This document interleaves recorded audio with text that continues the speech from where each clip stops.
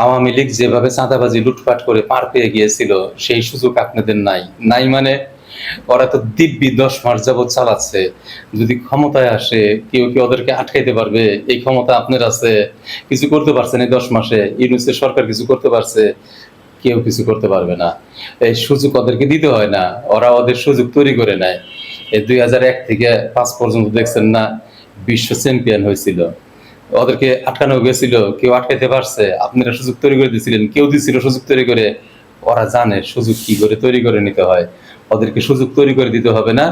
ওরা জানে সুযোগ নিজেরা কিভাবে তৈরি করে নিতে হয়, ওরা নিচেও তাই।